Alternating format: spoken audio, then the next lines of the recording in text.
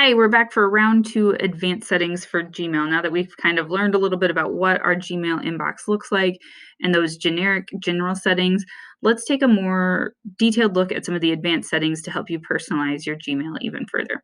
So to remember to get to our settings, we're going to go up into that little settings cog wheel and then see all settings. We took a look at this general tab in the first video, so let's jump into some of the further tabs to the right. Labels is going to deal with this information that's over here on the left side of your screen. It's kind of divided into 3 different parts. When a label is, or when one of the buttons is dark black like this, that means that it's turned on. When it's got the blue hyperlink, that's what you would switch it over to.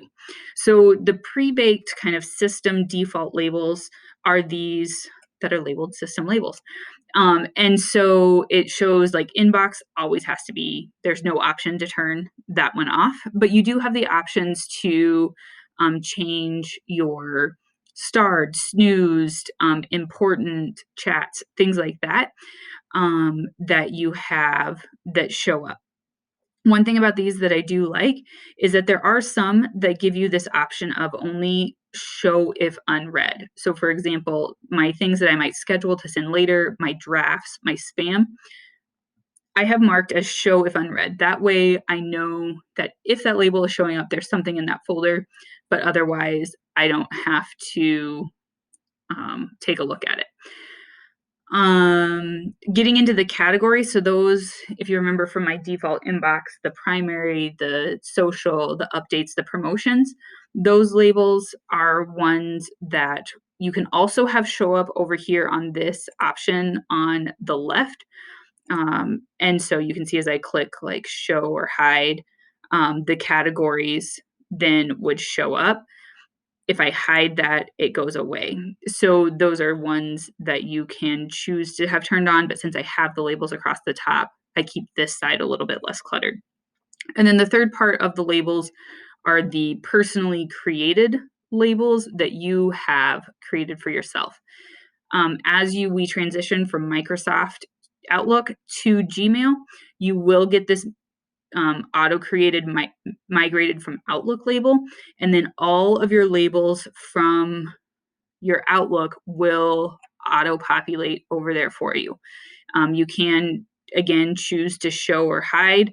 You can remove a label, and so that would be a situation where if you're no longer wanting that, it wouldn't delete the emails. It would simply just take those out of having that label, and then they would just kind of go into your general inbox. So those would be some options for you there. So that's labels. Inbox. Okay, this is where you're going to kind of personalize the way that your inbox looks. So we talked a little bit about, do I want the reading pane that's more traditional to Outlook, or do I like the way Gmail's kind of default setup? So there's a couple of different settings that you can change here. First, the default inbox type is what we talked about with having the primary, social, promotions, updates, forums. You can decide which of those labels you would like to have. As you kind of scroll over the top of these, you'll notice that down at the bottom of this section, it is kind of giving you an idea of the types of emails that pop up in there and some current examples from what is in your inbox. So you can choose to display or not display those. Like I mentioned, forums doesn't typically have a whole lot of stuff for me. So if I just don't want that clutter there, I can uncheck it and then it would find a different place to put that information.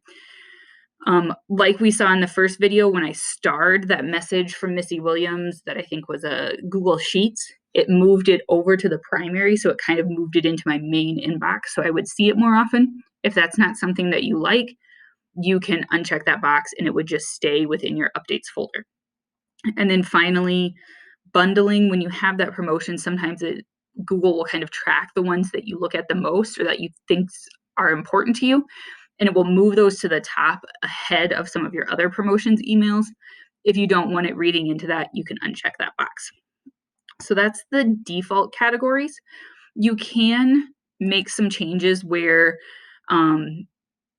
you don't necessarily have those default categories, but then it uses some other sorting tools. So it could be messages that you've marked as important come first. And so then you'd have like a little section at the top that's important mail, and then all of the rest of your mail down below. Same thing with starred or unread.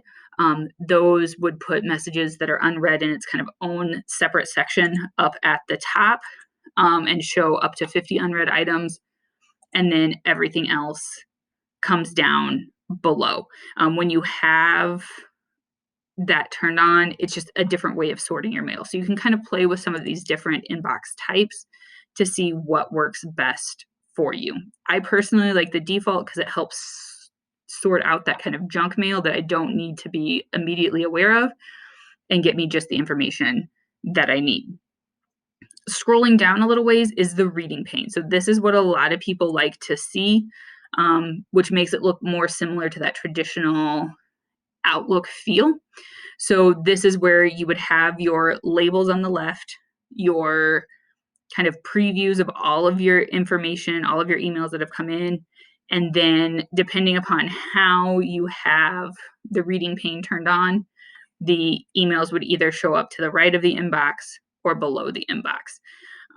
So if I were to go ahead and click this save changes, we would see that I still have my primary social updates across the top, but then as I click into one of these emails, we'll see that the email kind of shows up here on the left. So if you like being able to still see your list of emails, but then see the email next to it, Reading Pane might be the way to go for you. So I'm going to go ahead and turn that off for me. Now, we had talked a little bit about those importance markers. So if we notice like all of these messages in my inbox have this importance marker, that's something that Gmail kind of reads into your past actions and says like, oh, these are messages that you always respond to, or these are your contacts. They're probably going to be important. You can kind of go in and train your Gmail inbox and say, oh, this one from here that's actually a listserv, I don't want to mark that as important. I can uncheck it and kind of train Gmail to make it as unimportant. For me, the markers are not something that I just love. I'd rather use my stars or check marks to mark messages that I want to follow up on. I don't really care what Gmail thinks is important. So I traditionally say no markers on that. So that way that line of stuff just doesn't show up. And I only use the stars. And then finally, the filtered mail is when we set up some filters potentially for certain messages to go into folders. Over here, when you've got the important messages on there, it would not apply the filter to those messages. So you can choose whether you want those filters to be overrode. It's going to kick me back out again. Okay, as we get into the next tab across the top, if I remember right, it is talking about your forwarding of emails. So, oh, no, it's inbox. No, that's where we just were. So accounts and imports. So this is just kind of where you would change your password if you need to change your Google account, security options, things like that. If you want to import mail from other email addresses, you can do that. Checking mail from other accounts to have it sent here, it would allow you to do that. If you have an additional email address that you want to send mail from this account from, you can only add Gmail addresses. So right now, in this pilot phase, I do have both accounts on there. That shouldn't be something you have to worry about. For filters and blocked addresses, if you are getting a lot of spam and clicking on the spam button isn't working for you, this is where you can go in and block an email address. It's also where you can set up some of those promotional materials if you know you want to keep it, but you don't necessarily want to leave it in your main inbox. You can set up some filters to either filter anything from a particular address with a particular subject line, size. You can create those filters here. Super helpful for some of those emails that you don't want to hit your inbox all the time. Again, if you need to forward your email, address to a different app or program that you want to use, this is kind of where you set that up. Add-ons are kind of those special things that you could add for a while. People, when they were using Gmail, if they wanted to schedule messages to go out at a certain time, Boomerang was something that scheduled email messages for you, but now there's native apps. Those are something right now that we would have to turn on for you as a domain level. It's not something we've decided what that's going to be, but there are some that we may turn on, like Zoom for G Suite or Zoom for Gmail, since that's kind of been our primary way of scheduling video calls. That may be something that we turn on, so that way you can schedule a Zoom call straight from an email as you're setting up a meeting. So those might be some things that we set up. If you have a request for that, contact your building tech person. Chat and Meet.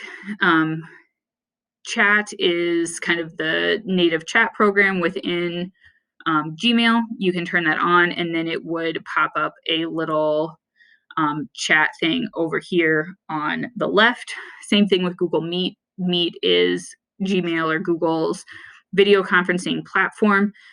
Again, you can show or hide that over here. It hasn't been our primary method of communicating, so I have mine turned off for right now. So it's kind of up to you and your personal preferences. If we get into some advanced settings, this is kind of dealing with some of the ways that you handle messages.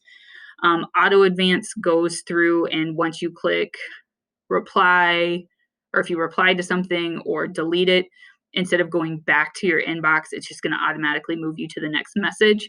I don't personally like that, because sometimes I only have time to check one mail, so I like to go back to my inbox and click on things where I want them.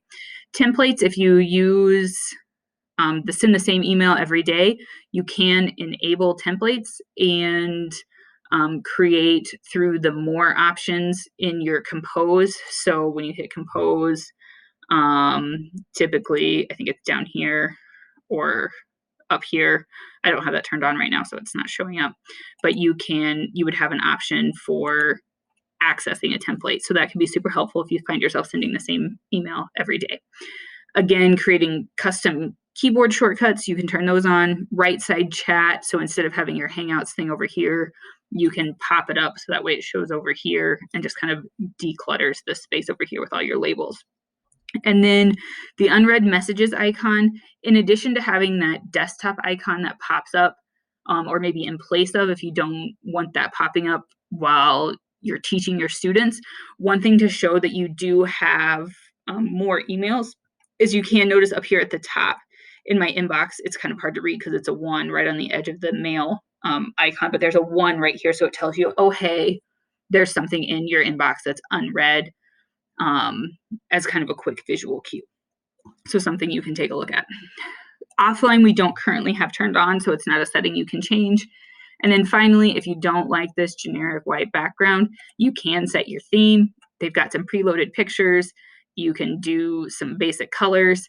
You can also go out and search more images. You can search your own photos if you've got one recently selected, all sorts of cool stuff that you can do to set your theme to personalize the way your inbox looks a little bit. So that's going through all of the settings. Look for more emails or videos from me about cool things like I mentioned, being able to schedule emails or some other tips like that. I will keep putting some more stuff together for you as we migrate to this new email platform.